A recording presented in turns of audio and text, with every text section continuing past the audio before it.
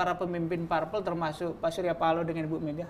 Saya tentu berharap suasana kebatinan seperti yang saya katakan tadi adalah suasana kebatinan yang saling bisa mencoba memahami positioning masing-masing. Bisa menjaga kehormatan apabila memungkinkan, dignity daripada para pihak. Semuanya ini adalah kita maksudkan untuk lebih memperkokoh semangat persatuan dari keberadaan kita masing-masing yang semuanya saya yakin dan percaya untuk bisa berbuat bagi kepentingan yang lebih besar juga. Ya kan? Nah, kalau suasana ini terjaga sedemikian rupa dari para elit-elit bangsa ini, elit-elit partai politik, saya pastikan itu akan jauh lebih mereduksi hal-hal yang sebetulnya pembuangan energi percuma, energi negatif. Yang kita butuhkan energi positif untuk membangun negeri ini. Katakanlah energi negatif, rusuh di bawah gitu ya. Contoh ya. Ya kan? Artinya inilah saatnya ya. Kita sebagai satu bangsa tetap mengalami tantangan yang dari waktu ke waktu tidak akan ada pernah putusnya. Dimensi tantangan bisa berbeda. Tantangan masa 50 tahun yang lalu, 20 tahun yang lalu, 10 tahun yang lalu, hari ini maupun 10 tahun ke depan. Itu akan berbeda. Tapi adalah kewajiban kita bersama untuklah selalulah memposisikan kita bukan menjadi faktor pemberat, ya sekali lagi bukan faktor pemberat bagi kehidupan kebangsaan ini.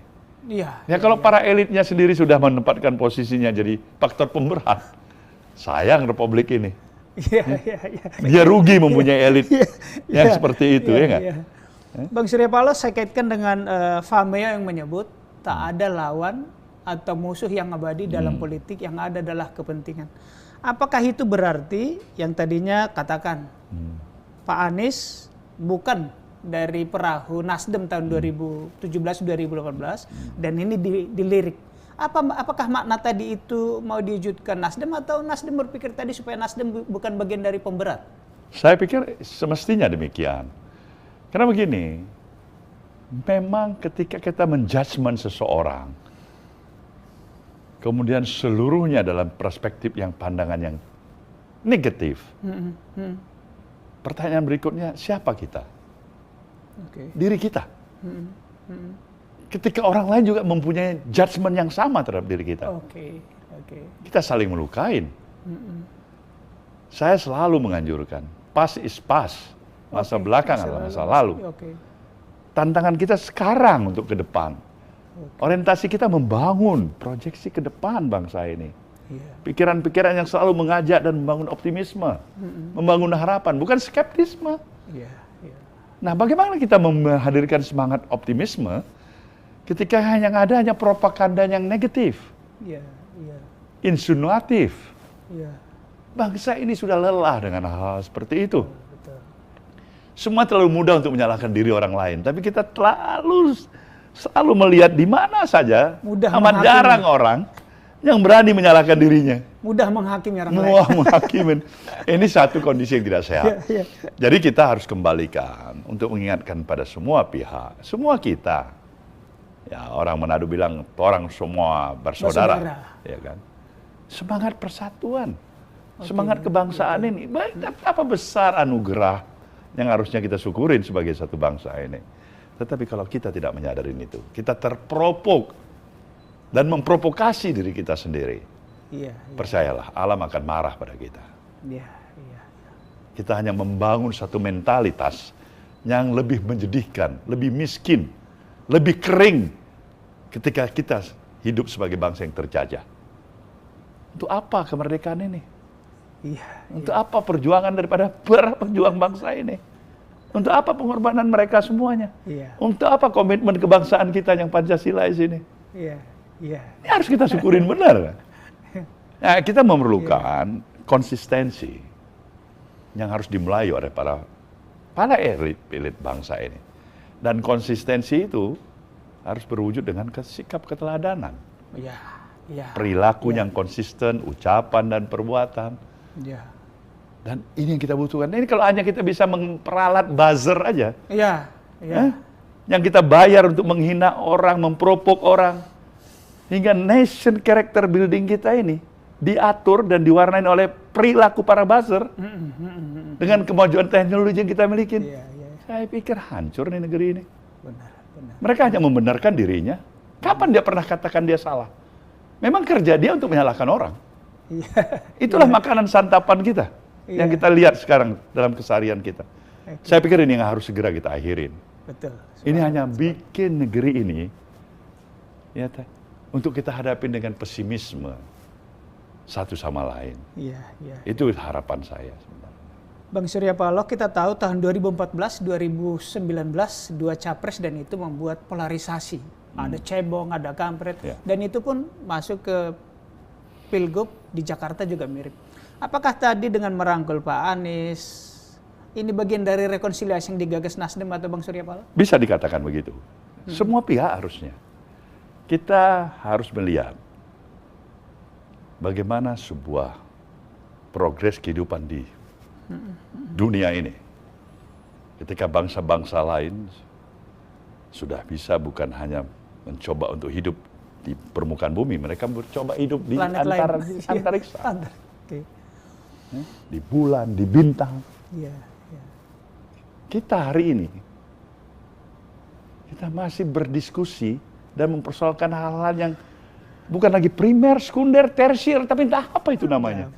Yang sebenarnya tidak memberikan sebuah apapun artinya untuk bisa membesarkan hati kita. Kita ini sebagai bangsa yang berdaulat, bangsa yang besar, bangsa yang patut mensyukuri karunia dari Sang Maha Pencipta. Ini harus terus-menerus kita gelorakan. Kita sekarang apa yang terjadi? Destruktif untuk distrust satu sama lain. Apa yang saya utarakan ini, belum tentu orang akan mengapresiasi. Belum tentu Anda yang melihat, para pemirsa yang melihat Anda akan menyatakan betul itu pikiran-pikiran Ketua Umum Nasdem. Belum tentu. Dan saya harus siap untuk itu. Siap untuk tidak populer? Apapun itu, sepanjang diniatkan dengan niat yang baik. Startlah kamu dengan niat yang baik. Upayakan itu memang didasarin oleh satu keinginan baik. Ada rintangan, ada cobaan, ada kegagalan. Mulai lagi. Bang Surya Paloh, saya kembali ke 17 Juni saat diputuskan 3 kandidat. Sudah sejauh apa progres untuk mereka itu? Apakah sudah mengerucut pada salah satu? Hampir ya, mendekati. Saya harus jujur menyatakan itu tidak statik. Dia berproses. Dia proses. Insya Allah seperti saya pernah katakan juga pada kawan-kawan wartawan. Mudah-mudahan sebelum akhir tahun ini dia sudah harus melahirkan. Ya kan, kandidat resmi. Kalau sekarang kan bakal calonnya. Nanti calon yang resmi. Ya nggak bisa, yang jadi calon presiden kan satu nggak mau. Karena presidennya satu.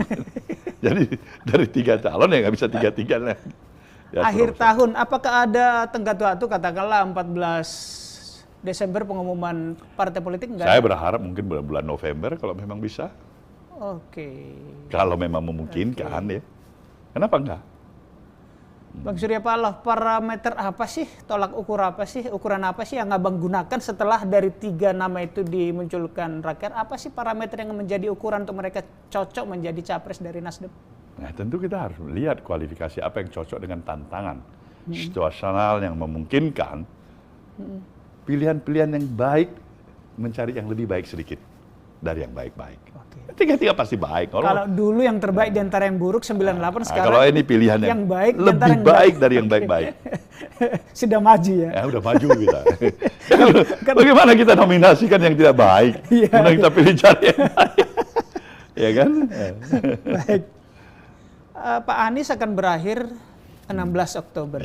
Pak Andika akan pensiun 17 November kayaknya, November, Pak. Dan Pak Ganjar April 2023. Apakah Nasdem akan membuat satu konvensi atau tadi langsung diputuskan saja? Saya pikir diputuskan. Karena ini amanat dan mandat yang telah diberikan oleh Rakernas. Tidak perlu lagi ya konvensi ya. Tinggal Abang sebagai punya hak prerogatif barangkali ya. Ya begitulah. Siap. Bang, kita ke koalisi. Pemerintahan ini kan dibangun atas koalisi 7 partai dan belakangan PAN bergabung. Dulu seringkali pertemuan para ketua umum parpol. Tapi belakangan agak jarang. Saya nggak tahu atau media nggak tahu apakah ada pertemuan misalnya tak terekspos. Bagaimana sih sesungguhnya suasana kebatinan antara ketua umum parpol? Apakah sudah mulai bersaing? Saya masih mengharap dan tentu berkeyakinan suasana kebatinannya masih memiliki satu semangat yang sama untuk mendukung jalannya roda administratif pemerintahan Presiden Jokowi, Pak Ma'ruf Amin ini sampai akhir masa jabatannya. Menjaga kelangsungan pemerintahan ini, efektivitasnya. Nah, saya masih punya optimisme dan keyakinan penuh untuk itu. Termasuk Nasdem walaupun diduga sudah mulai keluar dengan membawa Pak Anies tadi, itu tidak maksud meninggalkan koalisi? Saya harus katakan dukungan itu harus berakhir sampai masa jabatan Presiden. Itu penegasan saya. Dengan seluruh effort yang kita miliki. Pak Surya Paloh belakangan kan ada koalisi-koalisi juga seperti PAN, Golkar, P3 bikin koalisi Indonesia Bersatu. Apakah Nasdem tidak tertarik masuk ke sana atau tidak diajak? Nasdem kan juga tentu punya persepsi dan pandangan dan strategi yang tersendiri ya. Kalau dia pikir dia semestinya harus bergabung untuk kebajikan dengan koalisi Indonesia Bersatu, nggak salah. Tapi kalau dia pikir untuk apa itu bergabung, barangkali juga di sisi yang lain kita bisa berbuat lebih baik lagi daripada apa koalisi Indonesia Bersatu itu. Ya kita juga tawarkan pikiran-pikiran kita kan. Ya semuanya niat baik. Bang, kembali ke pemilu. Kita tahu bahwa 14 Februari 2024, tinggal 18 bulan lagi barangkali. Itu adalah pemilu pertama di Indonesia dan tentu diikut pilkada adalah pemilu serentak, pemilu rakyat serentak. Bagaimana Abang sebagai ketua umum partai melihat ini sehingga para politisi, negarawan melihat ini juga sebagai sesuatu niat bersama untuk membangun bangsa. Tidak terjadi seperti 2014 yang terkotak-kotak, tetapi bersama-sama untuk membangun Indonesia yang kita idamkan. Nah ini memang bagus sekali ketika dari sejak awal seperti ini, bangun kesadaran itu mulai ada. Ini ditandai dengan silaturahmi para pemimpin-pemimpin partai satu sama lain. Saya melihat ini langkah-langkah yang baik. Patut kita syukurin dan kita hormati benar ini. Apapun itu. Memulai langkah itu saja untuk saling memberikan courtesy, saling menghargai, saling bertanya, saling bertukar pandangan. Itu awal start yang baik. Kenapa? Karena komunikasi masih bisa terjalin secara baik. Karena para elit-elit partai ini adalah merupakan key factors, faktor penentu sekali. Ya, follower mereka ada di bawah mereka masing-masing. Jadi ketika mereka menunjukkan betapa pentingnya semangat persatuan ini harus tetap terjaga secara baik. Nah, kita semakin mampu untuk menghindari terjadinya polarisasi pemikiran-pemikiran yang merugikan kita semuanya. Ya kan? Nah, jadi ini satu langkah awal yang baik saya pikir. Kami wartawan, saya sudah mengikuti bahwa Abang bertemu dengan Puan, bertemu dengan AHY dan segala macam, tapi mungkin ada yang lebih besar. Kapan bertemu dengan Prabowo? Kapan bertemu dengan Mega? Saya tahu Pak Prabowo sudah ketemu dengan saya. Oh sudah ya? Sudah kemari kunjungan. Ya kan, Mbak Puan kan ususan Mbak Mega juga. Ya. Saya menyadari banyak juga kesibukan kita yang lain yang semuanya terisi. Tapi dengan tadi, niat baik dan spirit yang saling menghargai satu sama lain, itu sebenarnya merupakan modal awal yang bagus sekali. Tentu kita akan lihat perkembangan ke depan, ya bagaimana intensitas daripada pertemuan ini bisa lebih sering ya. Saya pikir itu lebih bagus lagi. Baik. Jadi artinya positif ke arah sana saya pikir. Bang Surya Paloh, masih dalam konteks pemilu.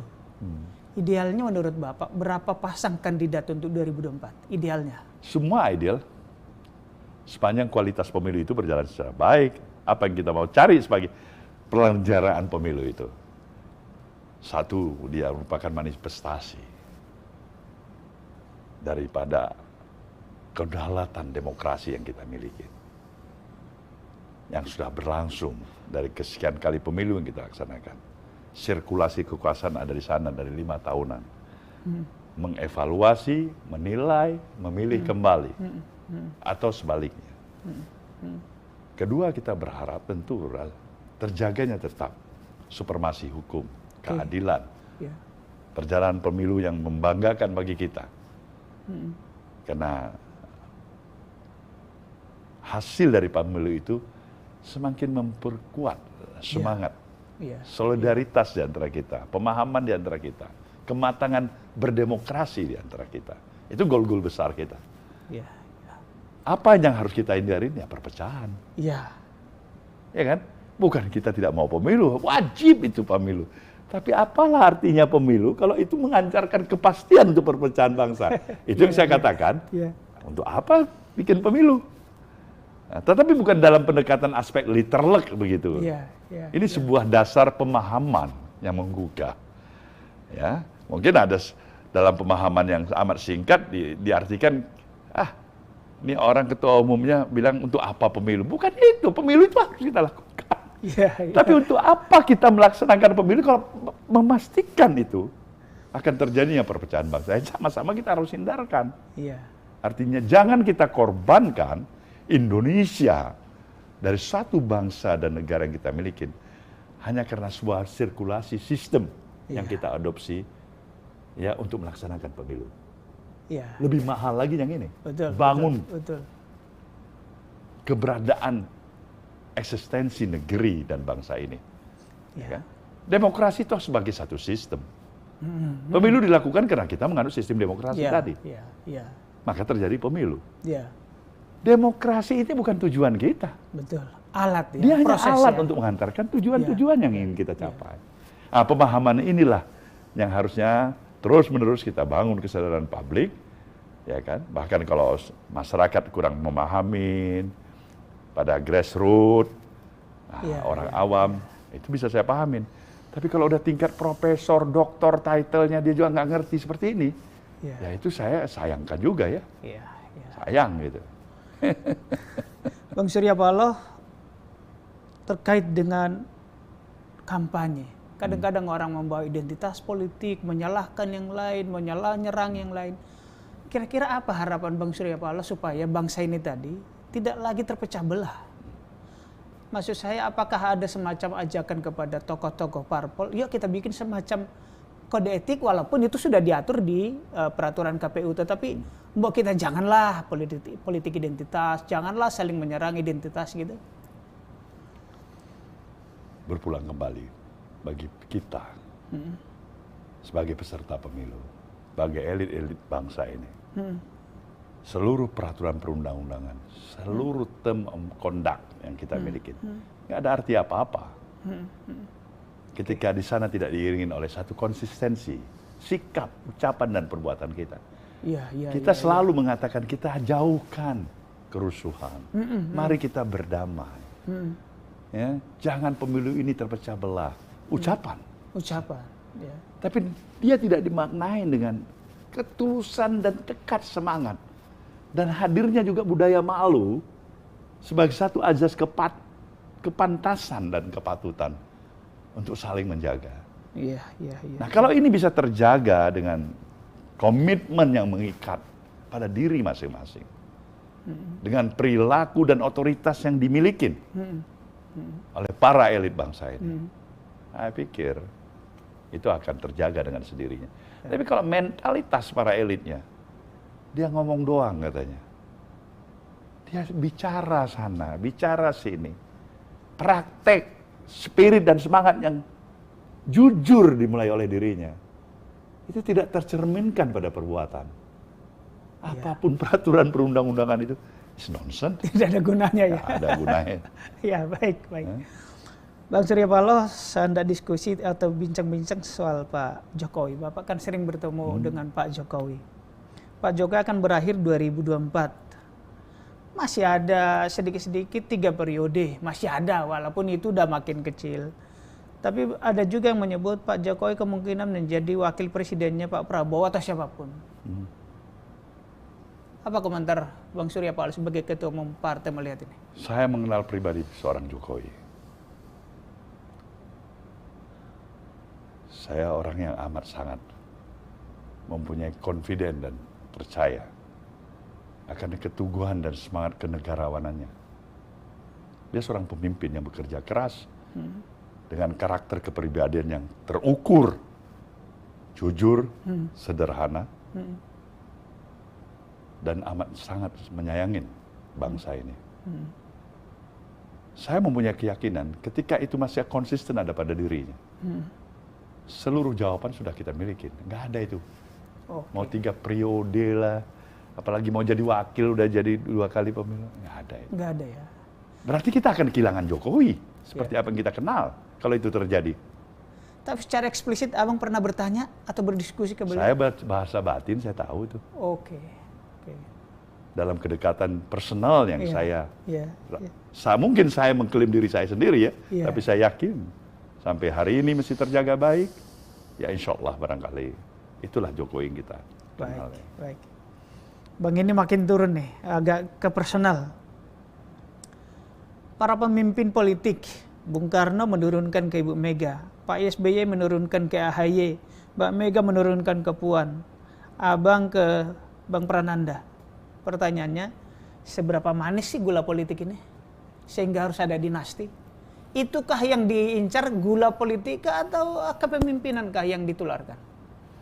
Ya, masing-masing para pihak tentu mempunyai persepsi, harapan, keinginan dari subjektivitas dan rasionalitas yang ada pada diri semuanya. Yang pasti semua orang tua menginginkan anaknya akan lebih hebat, lebih bermanfaat, lebih membanggakan dibandingkan apa yang ada pada dirinya. Dan itu adalah human being. Nilainya itu universal, di mana saja. Saya menghargai itu. Tapi khusus untuk saya mau, kalaupun Prananda dia berproses saja secara alami. Oke. Mungkin tantangannya berbeda dengan apa yang saya hadapin. Duduk meratap di pinggir jalan, merenung, berpikir, menangis. Ya. Mungkin lebih banyak tangisan yang saya alamin, kesedihan yang saya alamin, kegagalan juga yang saya alamin. Tapi saya tidak berharap itu kalau bisa diulangin yang sama. Ya kan? Ya, tapi ada baiknya juga. Karena guru yang paling abadi dan paling baik, yang paling hebat, bukan hanya pelajaran yang kita peroleh dari sekolah-sekolah formal, tapi yang paling hebat itu adalah sekolah kehidupan. Sekolah kehidupan. Di sana Anda mengalami jatuh dan bangunnya kehidupan. Sekolah kehidupan atau pengalaman. Bang Surya Paloh, terkait dengan pengalaman, abang kan 71 tahun nih, tapi kelihatan masih 45. Nah, barangkali masih banyak milenials ini yang tidak tahu abang. Cerita dong masa kecil abang yang tadi meratap di pinggir jalan ini supaya menginspirasi. Nanti akan saya singgung bagaimana abang sukses di politik, bagaimana sukses di bisnis, sehingga menginspirasi yang muda-muda. Tomo, sebenarnya jujur aja, saya dari keluarga yang amat saya patut syukurin, keluarga bahagia. Saya mengenal kasih sayang yang diberikan oleh orang tua. Itu amat saya syukurin. Saya tumbuh dan dibesarkan dengan kasih sayang. Tapi ada semangat tantangan kemandirian yang saya mulai. Saya sejak usia 14 tahun sudah hormat sama orang tua saya. Dia punya kemampuan sebagai kepala polisi daerah kecil ya, resor. Polres? Ya, Polres. Pada waktu itu distrik bahkan. Distrik. Jadi kalau sekarang Kapolsek. Kapolsek. Di mana itu? Di mana itu? Di Serbelawan itu. Serbelawan Sumatera Utara. Dandis zaman itu. Komandan distrik. Oke. Ya, hormat. Mulai besok saya nggak mau terima apa-apa dari Bapak. Oh gitu? Kenapa? Memang saya tekankan. Nah, saya sudah mengenal dunia usaha. Usaha apa dulu? 14 tahun? Nah, itu banyak ceritanya. Ini kan ada buku nanti. 14 tahun sudah mandiri ya? Itu sungguh sudah bisa menghidupi diri sendiri? Sungguh hidup. Dalam segala hal? Iya. Wih, keren. 14 tahun ya, 14 tahun kelas 2 SMP. Ya, sama di partai politik. Saya masuk di Partai Golkar umur saya 16 tahun. Saya udah calon DPRD umur 18 tahun. Saya umur 25 saya udah anggota MPR RI ya. Wow, 18 tahun sudah calon ya. Nah dulu usaha apa yang abang lihat dan bagaimana sih cara menangkap peluang usaha? Ya, itu insting sejujurnya. Itu begitu saja datang. Dan kemudian kebetulan di daerah itu, daerah perkebunan yang memungkinkan saya untuk bisa menjual aktivitas jasa, ya, perdagangan, yang kita sebut dengan istilah leveransir, ya. Oke. Jadi barang orang kita ambil, kita deliver, kita dapat pesanan, kita dapat komisi. Dan itu usia 14 tahun. Usia 14 tahun, ya. Melihat seseorang sukses kah atau diajak kah? Ya kita lihat-lihat kenapa orang bisa lakukan. Luar biasa.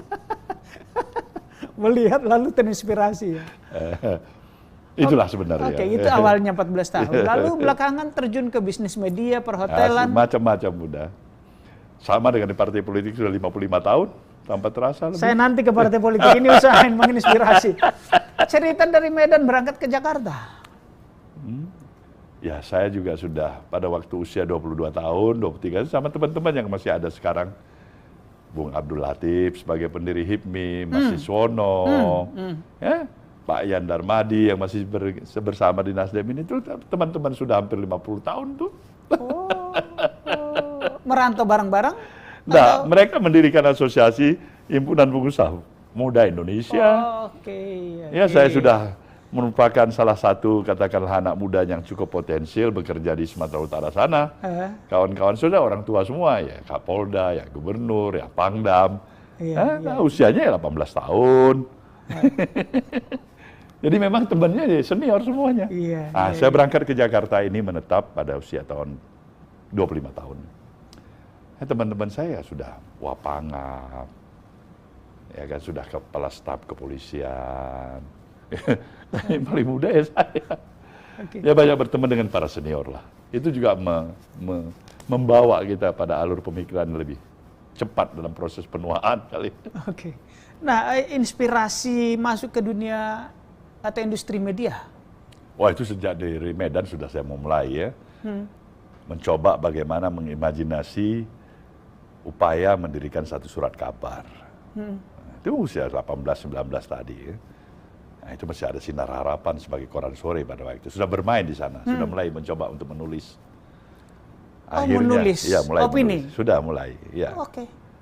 Akhirnya saya bisa pindah ke Jakarta. Betapa sulitnya kita untuk memperjuangkan satu surat izin usaha penerbitan pers. Tidak seperti sekarang. Nah, perjuangannya tidak mudah. Berbagai langkah, berbagai upaya hanya untuk bisa memperoleh surat izin penerbitan. Ya, dengan seluruh lobby yang kita lakukan. Termasuk sudah anggota MPR itu? Ya. Akhirnya kita peroleh. Tapi terikat semangat saya pada waktu itu, saya ingin berbeda dengan semua industri penerbitan surat kabar di negeri ini. Waktu itu belum ada televisi. Cuma ada satu-satunya TVRI. TVRI, ya. Baru awal start. Nah, apa yang terjadi? Yang terjadi saya dapat surat izin. Ya, menterinya barangkali karena terpaksa kasih itu. Kenapa terpaksa? Ya terpaksa, karena saya harus bikin perjanjian. Ini surat izin khusus, surat kabar ini nggak boleh melanggar dari pemberitaan ekonomi. Jadi surat kabar pun ini dibilangkan, you urus ekonomi, jangan ada berita politik. Nah, kita ini mau membangun kebebasan pers di negeri ini. Pers yang kita rasakan terbelenggu. Nah, maka diberedellah surat kabar itu. Itulah yang namanya prioritas. Surat kabar prioritas. Ya. Dibredel. Habis surat kabar prioritas, kita punya tabloid bersama Bung Eros, ada Christine Hakim di sini di kantor ini. Kita membangun yang namanya Detik. Itu tabloid. Dibredel lagi. Dibredel lagi. 2 kali pembredelan. Habis itu bukan kita berhenti. Kita beli surat kabar semuanya yang di daerah-daerah ini. Cuman kita seperti gayanya Ho Chi Minh. Iya. Nggak boleh ada nama. Kita namanya underground, perjuangan underground, perjuangan di bawah tanah. Kita punya mungkin 23 surat kabar pada waktu itu di Indonesia. Boleh disebut beberapa? Mulai Gala di sebutkan Bandung. aja Mimbar Umum, bilang Peristiwa, bilang aja Cahaya Siang di Manado, bilang aja Peristiwa, ya semuanya. Jadi besar sebagai imperium pada waktu itu. Tapi situasi sulit kita bertahan ketika mulai terbukanya era televisi. Iya. Mulai muncul RCTI, Iya, mulai SCTV. muncul SCTV. Iya. Dunia periklanan juga berubah. Oke. Ini bisnis persurat kabar pemerintahan. Kita bukan yang nomor 1 kan? Iya, iya, iya. Ya mungkin second numbers, third numbers, nomor ketiga, nomor kedua urutannya. Itu persaingannya cukup sulit. Nah, masih bertahan seperti Lampung Pos ada, ya ada Media Indonesia. Tapi saya tengok industri media konvensional sekarang ini berada pada positioning bukan lagi di center. Dengan hadirnya sosial media. Sosial media. Jadi itu tantangan baru kita. Iya, iya, iya. Bang, ke politik tadi sudah sukses di ekonomi, politik. Umur 18 sudah caleg Golkar ya? Ya. Terus. Kemudian di Kongres di Pekanbaru di Riau, kontestasi dengan Abu Rizal Bakri. Ya. Lalu setelah itu Bang Surya Paloh mendirikan Nasdem. Ya. Cerita dong perjuangan Abang sedikit di seputar-seputar isu-isu pimpinan puncak Golkar. Ya, saya toh dalam kapasitas sebagai Ketua Dewan Penasihat. Abu Rizal toh anggota saya pada waktu itu. Jadi ketika saya berkompetisi, saya berkompetisi dengan anggota saya sendiri. Anggota Dewan Penasihat. Saya Ketua Dewan Penasihat. Ya. Saudara Prabowo juga pernah menjadi anggota saya di situ. Iya. Ya. Jadi, ya itu kompetisi lah. Oke. Nah, Bung Ical memenangkan kompetisi itu. Ya. Dalam konteks kompetisi di partai, di politik, pemilu sering kalah dan menang. Nilai-nilai apa yang Abang mau sampaikan kepada masyarakat anak muda sekarang Untuk bisa agar berkompetisi jangan berantem gitu? Memang ketika kita mau berhadapan dan maju pada kompetisi, yang perlu amat kita sadari, ada 2 hal sebagai konsekuensi hasil akhir kompetisi. Satu, kita bisa memenangkan kompetisi. Kedua, kita harus menerima kekalahan. Oke. Jangan pernah berpikir untuk satu side saja. Iya. Yaitu kemenangan. Berarti 2 sisi itu harus disiapkan sejak awal. Harus siapkan dari sejak awal. Baik. Ya terimalah itu. Baik. Luar biasa. Bang Surya Paloh, kita lebih 40 menit. Tribuners di seluruh Indonesia dan pemirsa Warta Kota, itu bincang-bincang kami dengan Bang Surya Paloh, politisi senior, pengusaha sukses, Ketua Umum Nasdem, dan sekarang punya sebutan The Kingmaker ya. Ya bukan hanya Ratu Elizabeth yang baru berpulang kita berbelasungkawa, tetapi The Kingmaker ya, raja pengambil keputusan. Barangkali Anda punya cita-cita terjun ke politik, punya niat terjun ke dunia usaha, tadi apa yang menginspirasi dari Bang Surya Paloh, silakan ikuti. Baru sedikit yang kita perbincangkan, banyak buku beliau dan story di tempat lain. Bang Surya Paloh, sebelum kita akhiri, mungkin ada closing statement, himbauan kepada masyarakat dan politisi atau siapapun. Terima kasih Domo. Saya hanya mengajak semua kita untuk tetap membangun kesadaran betapa bangsa ini adalah bangsa yang menanti kehadiran kita untuk sebuah partisipasi yang bisa kita lakukan untuk membangun optimisme agar masa depan bangsa ini yang bisa memberikan sesuatu yang lebih berarti bagi kebanggaan kita, anak kita, cucu kita ke depan. Terima kasih Bang Surya Paloh. Demikian Tribuners dan pemirsa Warta Kota. Sampai jumpa pada kesempatan berikutnya. Saya Domo Ambarita, Wakil Direktur Pemberitaan Tribun Network dan pemimpin redaksi Warta Kota, undur diri. Wassalamualaikum warahmatullahi wabarakatuh. Om Santi Santi Om. Terima kasih Bang Surya Paloh. Terima kasih Domo. Luar biasa.